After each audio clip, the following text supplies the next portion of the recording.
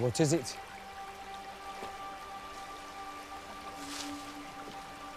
Run to the litter. That one's yours, Snow.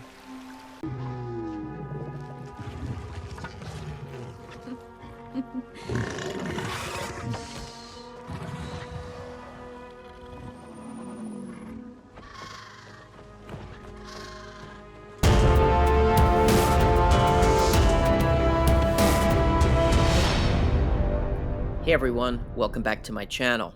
Today I'm continuing a series I started earlier this year that focuses on how the ending of Game of Thrones still could have been salvaged, even at the point where we left off in Season 7.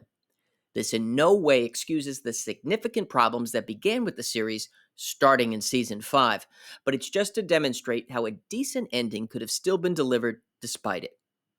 Today I'm focusing on the Direwolves and the Dragons.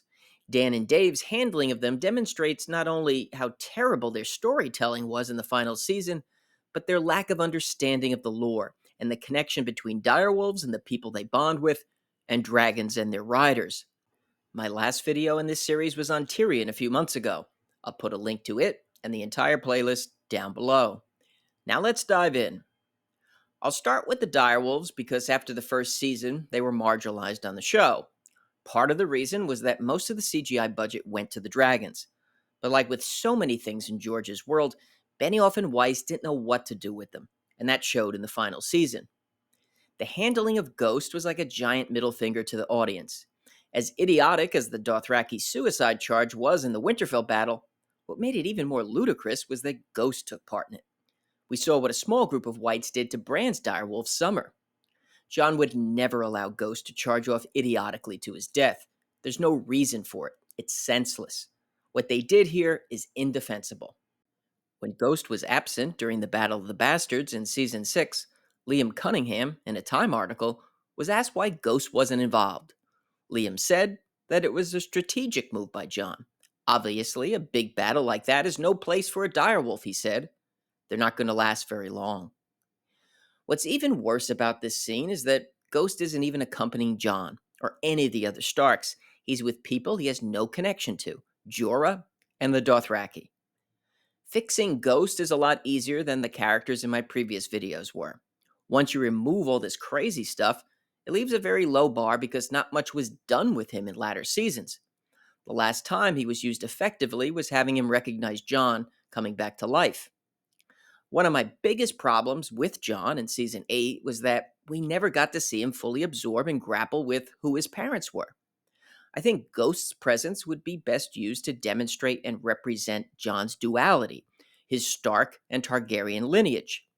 It would be a very subtle thing as the character went through introspection and accepted the reality of who he was and his place in the world.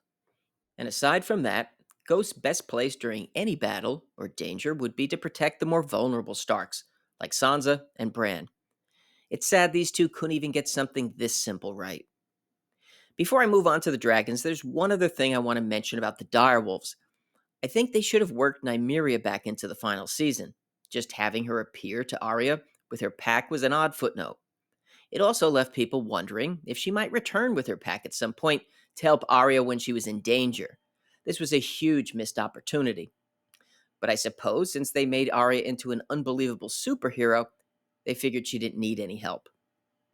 When we were talking about Ghost, I mentioned Jon's duality, two very strong and formidable houses, Targaryen and Stark, ice and fire. If you've watched House of the Dragon, you know they did an excellent job showing the unique bond between a dragon and its rider, particularly this scene where Aemon claimed Vhagar.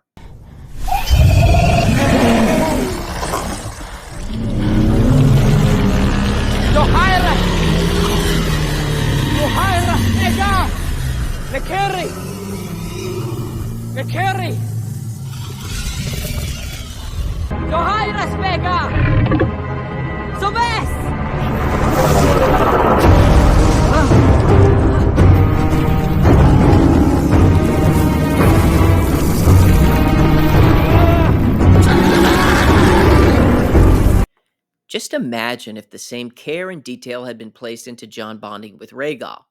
What we got in Season 8 was a parody of the Targaryens and their dragons. Dan and Dave's focus was some sort of dragon riding date between Jon and Dany without any consideration for what claiming a dragon is all about. It was not only a real letdown, but so much of it was cringeworthy too. I did a video on fixing Jon's character where I go into his path in detail, but Rhaegal is part of that. Jon would emerge as a leader for the Seven Kingdoms, and part of that would be others seeing that he was a dragon rider too. The nonchalant, mindless, and infuriating way they had Rhaegal killed on the show was yet another example of how clueless Benioff and Weiss were. We had messed up the most kind of obvious storytelling possibility. If you're going to kill off Rhaegal, it needs to be in battle, or in protecting or saving Jon. This mess was just written by two guys that no longer cared about a well-crafted narrative. Maybe they thought the audience was so invested in the show that they'd consume anything they dished out. Or they were too busy dreaming of moving on to Star Wars, and they didn't care. I think Rhaegal, though, should survive in the end, particularly since I had Jon becoming a reluctant king to bring Westeros back together after the Night King was defeated. And I believe his dragon needs to be a part of that. It also brings the story of the Targaryens full circle. So that leaves us with Drogon. Obviously, he's not going to be going on an inexplicable genocidal killing spree in King's Landing. I also thought, though, that their handling of him in the Winterfell battle was out of character. When overwhelmed by whites, he just took off and left Dany behind. This isn't the same Drogon who returned to save her in the arena, taking shots at close range. And while another bad piece of writing was having Dany just sit there and stare at the dead rather than flying off, at the very least, Drogon would have returned to save Dany and not leave her there in that field. He most likely, though, would have stood his ground and put his own life on the line to protect her. In my version of the ending, I had Dany dying in the fight against the Night King. It would be as a hero and not the mess we got. And after that, Drogon would go to Dragonstone, nesting in the caves where many of the other riderless dragons have gone in House of the Dragon.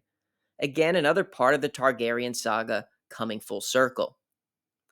All of these things are much smaller points than the destruction of the many characters on the show.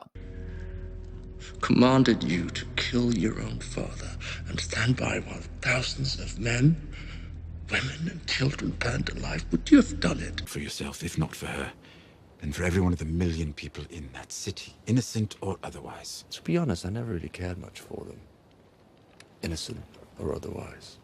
But Benioff and Weiss's callous disregard for the dragons and the direwolves demonstrates how they completely turned their back on any semblance of consistency, attention to detail, or concern for the lore. And this isn't only an affront to the audience, but it's an insult to all the years that the cast and crew put into Game of Thrones. If you enjoyed the video, make sure you hit the like button. And if you're interested in more on A Song of Ice and Fire or House of the Dragon, listen to Caraxes and subscribe. I want to thank everyone for watching, and I'll see you soon.